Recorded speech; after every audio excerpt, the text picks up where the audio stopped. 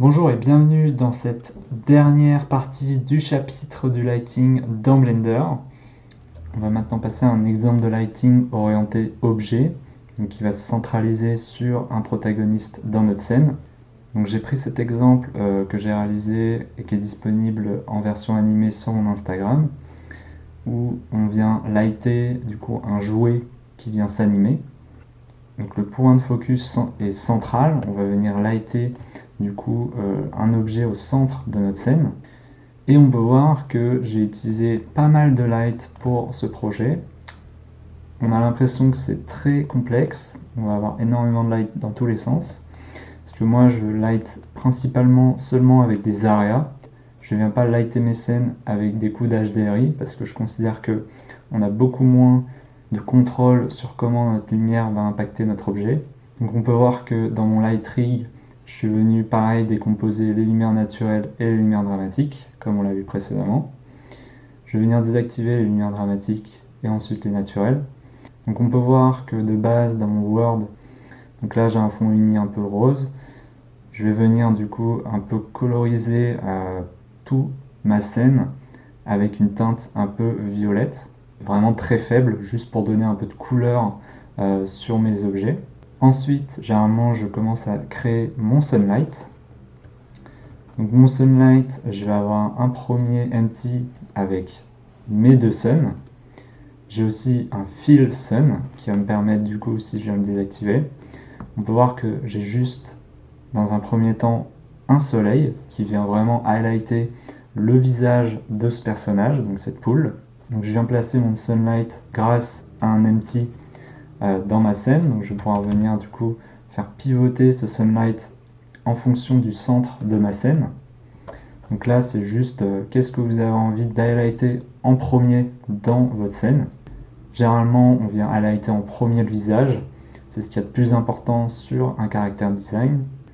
Donc là on peut voir que c'est à la fois une ombre franche mais aussi un peu diffuse. Comme on l'a vu précédemment, moi généralement quand je crée un sunlight, je crée deux suns. Donc un sun hard avec des paramètres d'angle à 1 degré et ensuite un sun soft qui va avec un angle beaucoup plus élevé venir créer des ombres plus douces. Et en combinant les deux, j'ai un soleil avec une intensité du coup un peu jaune qui vient un peu booster une zone de mon objet. J'essaie toujours de placer un soleil dans ma scène, plus ou moins radical, donc avec plus ou moins des ombres franches en fonction de l'environnement et en fonction aussi du style de lighting que j'ai envie de mettre sur mon objet. Donc avec seulement un sunlight, je vais avoir toute cette partie d'ombre sur mon objet. Ce qui est intéressant, c'est de toujours accompagner un sunlight d'un fill light qui va venir un peu combler cette partie d'ombre en fonction de la position de mon sun. Donc je vais venir du coup afficher ce fill sun area. Donc on va pouvoir le mettre un peu dans le même axe que mon sunlight, mais légèrement décalé, qui va me permettre du coup, comme on peut le voir à l'écran, de venir éclaircir cette zone d'ombre qui a été générée par les ombres de mon sun. Donc ça va venir un peu adoucir la transition. J'essaie toujours du coup d'accompagner un sunlight avec un fill area light qui va venir vraiment adoucir cette transition. Donc je peux venir activer et désactiver pour qu'on voit un peu le principe. Si je désactive mon sunlight, on peut voir que c'est très doux. C'est une area light qui est énorme. Donc quand on fait un lighting, on va toujours privilégier des area light soit en carré, soit en disque. Et on va toujours essayer de les faire le plus grosses possible pour vraiment avoir des transitions douces dans nos lightings.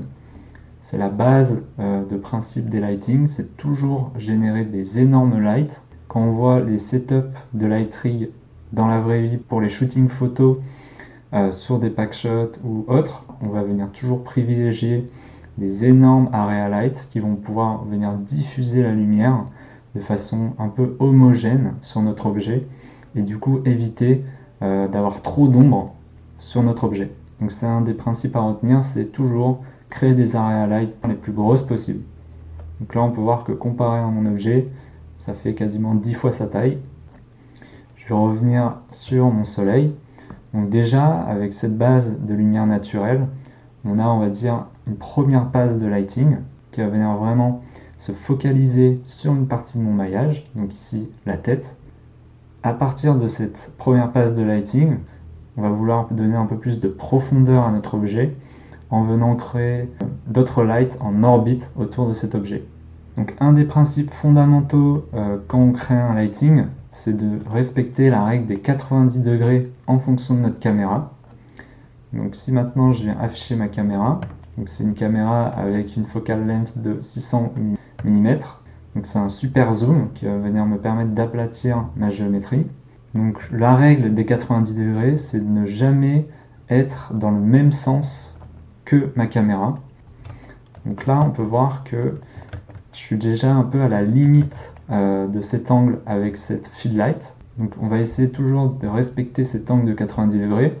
On peut toujours un peu y déroger de quelques degrés, mais on va toujours essayer de placer nos lighting avec un angle à 90 degrés en fonction de la direction de cette caméra. Donc là on peut voir que mon sunlight il fait un bel angle à 90 degrés.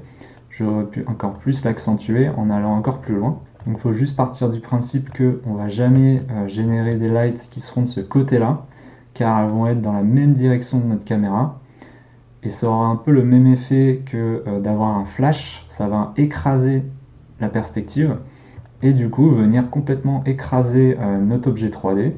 Donc si maintenant je crée une light, par exemple une area light, que je viens la mettre dans la même direction que ma caméra, en pointant sur mon objet. Si maintenant je le mets vraiment devant mon objet, donc là je suis vraiment dans la même direction que ma caméra, ça va dans le sens contraire à notre logique de donner du volume à notre objet, ça va venir complètement aplatir notre 3D. C'est le même principe que quand vous utilisez le flash sur votre téléphone ou votre appareil photo, ça va juste venir éclaircir frontalement l'objet et pas du tout venir sculpter un peu vos formes. Ça va vraiment venir aplatir votre modélisation et c'est pas ce qu'on veut sur nos objets.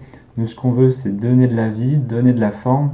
On a vraiment envie d'avoir un objet qui, au premier coup d'œil, soit perceptible, donc que tous les volumes soient compréhensibles d'un seul coup d'œil. Et le problème avec ces lumières frontales, c'est qu'on va venir complètement aplatir notre objet.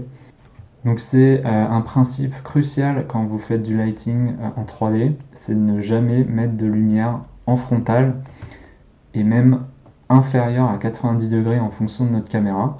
Donc on va toujours essayer de créer cette règle à 90 degrés sur nos lights.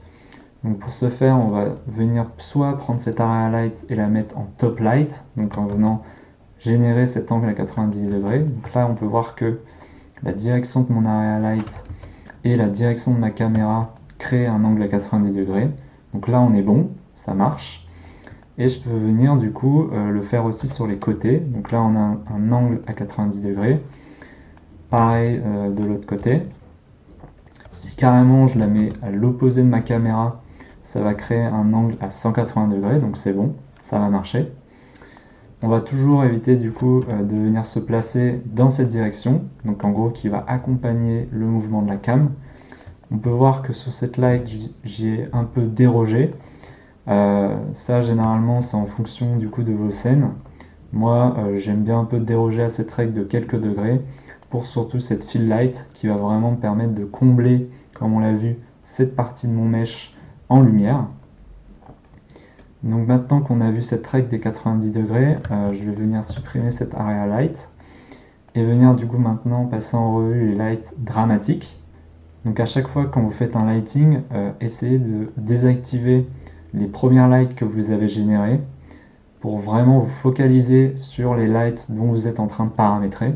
Donc je vais venir désactiver toute la collection en cliquant sur l'icône de ma collection naturelle. Donc là je me retrouve avec l'HDR basique qui vient piocher dans la couleur de mon environnement. Et enfin je vais venir highlighter mes lumières dramatiques. Donc là on peut voir que j'ai 5 lumières dramatiques, toutes dosées avec subtilité, qui vont me permettre du coup, comme on peut le voir, de venir vraiment donner du volume à mon objet. C'est le but en 3D, c'est de toujours donner du volume. Et là on peut voir que j'en ai mis un peu dans tous les sens. Donc généralement il y a une light qu'on va toujours essayer de placer, c'est notre top light. c'est un peu, surtout quand vous créez des sunlights, c'est une lumière qu'on va toujours retrouver, qui va vous permettre du coup de créer une sorte de ambiance bleutée sur votre objet, qui viendra faire rappel à l'environnement 3D qui l'entoure. Donc généralement, ça fait référence au ciel. Donc si je viens de désactiver toutes mes lights, sauf cette light bleue, on peut voir qu'elle est à 90 degrés par rapport à ma caméra, avec toujours un certain degré de tolérance. C'est généralement une light qui va être énorme. On va pouvoir la positionner plus ou moins en arrière ou vraiment à 90 degrés. Moi, je l'ai mis légèrement en biais pour venir vraiment highlighter cette partie du corps.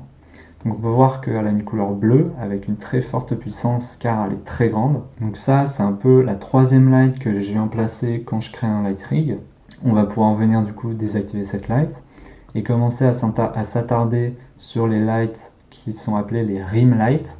Donc c'est des lights qu'on va venir placer derrière nos objets pour leur donner un maximum de volume. Si j'active toutes mes rim lights, on peut voir que j'ai une combinaison de 3 rim lights.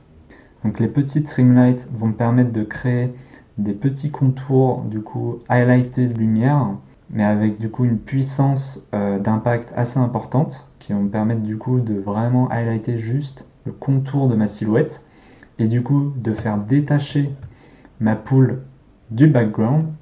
Donc le but c'est toujours de créer un contraste et ce contraste va du coup attirer l'œil du spectateur sur une partie que vous aurez définie.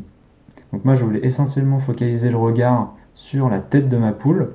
Du coup je voulais à la fois éclairer avec le sunlight cette partie de mon visage, mais aussi tout le derrière de sa nuque.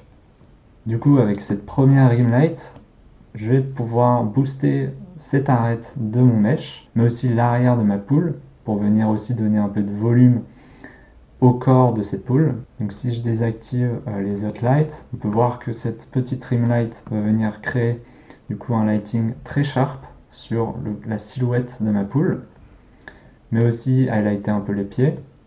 Ensuite, je vais pouvoir créer au même endroit à peu près une énorme rim light qui va plutôt utiliser la couleur de mon environnement, qui pour le coup, vu qu'elle est énorme, va créer un dégradé très subtil sur mon objet et du coup donner vraiment du volume à l'objet entier. Donc là on peut voir que ça vient donner beaucoup de volume sur cet objet, mais aussi sur toute la partie gauche de mon objet. Donc il faut toujours penser que nos area lights, on va les mettre en énorme pour donner du volume et toutes les petites lights seront là pour venir vraiment focaliser le regard en créant un contraste. Donc vraiment utiliser avec parcimonie les lights avec un très petit diamètre car ça va tout de suite vous générer des ombres franches et surtout des forts contrastes. Et enfin j'ai une troisième rim light qui pour le coup va venir un peu donner du volume au ventre de cette poule avec une couleur beaucoup plus claire qui du coup juste avec ces trois rim lights vont permettre de vraiment shaper par derrière cet objet. Donc la rim light, c'est vraiment une light qu'on va retrouver partout dans nos scènes 3D. Ça va vraiment pouvoir déterminer une silhouette, déterminer un volume et venir toujours respecter ce principe d'angle à 90 degrés. Donc là, c'est derrière mon objet, en face de ma caméra. Ça viendra toujours servir le volume de notre objet. Ces trois lights, j'aurais pu créer une catégorie dans mes dramatiques, une collection vraiment orientée rim light. Donc j'aurais pu prendre toutes ces lights et les mettre dans mes rim lights par souci de compréhension. Et enfin, j'ai une light qui s'appelle le Bones, comme on l'a utilisé dans notre scène d'intérieur. Ça va venir du coup créer un rebond de lumière. Donc ici, j'ai décidé de créer carrément une lumière en dessous de ma scène. Pourquoi pas, je n'ai pas de sol, je peux me permettre de créer cette lumière dramatique qui va venir du coup simuler le rebond de lumière de mon soleil sur un sol qui n'existe pas. C'est là un peu la puissance des lumières dramatiques, c'est que je peux complètement, de manière artistique, définir des ronds-bonds de lumière sans avoir par exemple la géométrie adéquate. Si j'avais voulu faire cet effet de rebond de lumière indirect, j'aurais dû créer un sol et du coup venir créer ce rebond de lumière par la géométrie. Moi j'ai décidé de le faire directement avec une area light qui va me permettre du coup de venir paramétrer une couleur bien spécifique, mais aussi son angle d'impact par rapport à mon objet. Donc toujours garder à l'esprit qu'en 3D, il faut toujours tricher. Ce qu'il faut toujours raisonner, c'est votre objet, essayer de le raisonner comme une sphère. Donc ici, ça tombe bien, j'ai une sphère sur mon objet. Toujours essayer de conformer votre lighting sur votre sphère pour lui donner un maximum de volume. Une fois que vous aurez conformé votre lighting pour que votre sphère soit parfaitement en volume, généralement tout votre objet sera bien lighté. Donc là on peut voir que ça va venir booster la partie inférieure de cette sphère. Et si je commence par exemple à remettre mes rim lights, on peut voir que ça apporte un peu de volume sur le bas de ma poule. Donc si je désactive, réactive mes rim lights, et si maintenant je désactive mon bounce, sans ce bounce de lumière qui viendrait du sol, donc ça reste plausible, on peut voir que j'ai quand même toute une partie qui n'est pas vraiment éclairée, donc la partie inférieure à la fois de ces boules mais aussi du corps entier. Et cette bounce floor va me permettre vraiment de donner du volume en plus sur cet objet. Après c'est juste une question à la fois de taille, donc ici on peut voir que j'ai pareil créé une area light énorme, et il y a aussi surtout avec les area light un principe de distance. Plus je vais rapprocher ma light, plus du coup elle aura un impact violent sur cet objet et du coup avoir une diffusion moins douce. Donc généralement je les laisse toujours très loin de mes objets, ça va permettre de vraiment prendre la globalité de mon objet comme le ferait un HDR, et c'est pour ça que les gens adorent utiliser des HDR, c'est parce que la light est à l'infini. Donc en gros, il n'y aura pas d'impact de lumière trop sharp sur nos objets, comme pourrait le faire une rim light. Moi, j'aime bien utiliser du coup les rim lights, et vous pourrez en venir configurer des aplats de lumière dans mon espace 3D. Donc au final, je vais pouvoir venir réactiver ma dernière light dramatique, qui vient du coup combler toute cette partie supérieure de mon objet. Donc comme on l'a vu, la top light qui vient simuler un ciel physique, donc une lumière bleutée qui va venir couvrir l'intégralité de ma scène, vraiment avec beaucoup de marge, pour créer du coup une lumière très diffuse, presque naturelle, comme on pourrait l'avoir avec un ciel. Donc là, j'ai juste mes lumières dramatiques, donc on peut voir que c'est quand même très doux, il n'y a pas vraiment d'ombre, c'est des ombres vraiment très diffuses.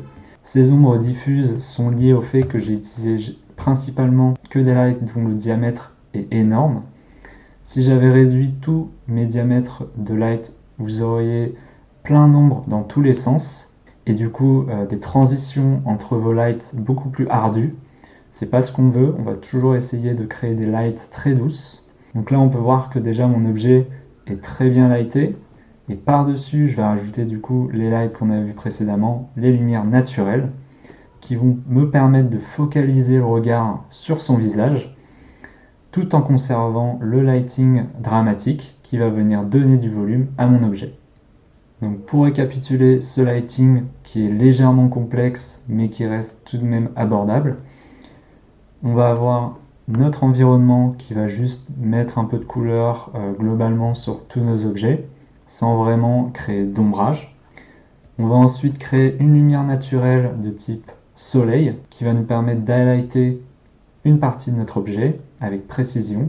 Donc cette catégorie naturelle comporte un sunlight qu'on peut doubler ou non en fonction de nos préférences de lighting, une fill light qui va nous permettre de faire la transition entre nos ombres de notre sunlight et le reste de notre objet, donc qui va venir un peu adoucir cette transition d'ombrage. Enfin, on va créer tout un système de lumière dramatique comprenant des rim lights qui seront positionnés derrière notre objet, et aussi des bounce lights qui vont nous permettre de simuler des rebonds de lumière en fonction de notre environnement. Ici, cette bounce light vient générer les rebonds indirects qui seraient liés à un sol. Et une fois combiné, on a notre light trig qui est terminé. Je vais pouvoir par exemple venir animer mes lights grâce à des systèmes de empty object. Contrairement à un HDR qui sera figé, ce système de light trig fait à la main me permet de venir à tout moment désactiver une seule light ou même venir animer son intensité en fonction de l'animation de mes objets, ce qui est très puissant contrairement à un HDR. Donc pour finir sur ce light rig, pourquoi j'ai utilisé des light area qui sont très loin de mon objet? C'est parce qu'il faut toujours prendre en compte que vos objets vont se déplacer dans l'espace. Et si vous avez mis trop proche vos rim lights par exemple, votre objet va potentiellement dépasser cette lumière dans l'espace 3D. Et du coup, cette rim light n'affectera plus votre objet. Par exemple, si je viens déplacer en Z cette rim light, si je mets cette rim light à 0 dans l'espace, on peut voir qu'elle vient découper mon objet. Donc faites très attention sur vos placements de light. Essayez toujours de les mettre le plus loin possible de vos objets, surtout s'ils sont animés. Dans mon cas, mon animation venait quand même un peu se déplacer dans mon espace. Mais grâce à ce système d'area light immense et surtout très loin de mon objet, je n'ai eu aucun problème pour lighter globalement l'animation. Donc j'espère que cette partie un peu plus théorique sur comment générer un light rig vous a plu, et j'espère aussi que vous avez appris des notions un peu fondamentales sur comment créer un lighting intéressant pour vos objets 3D.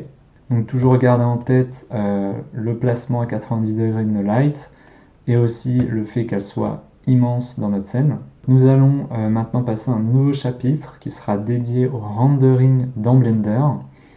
Comment créer un rendu, comment paramétrer nos samplings, à la fois sur Cycle, sur Eevee, en passant par les paramètres Freestyle qui vont nous permettre de générer des rendus plutôt orientés Sketch and Toon, comme on pourrait retrouver dans Cinema 4D.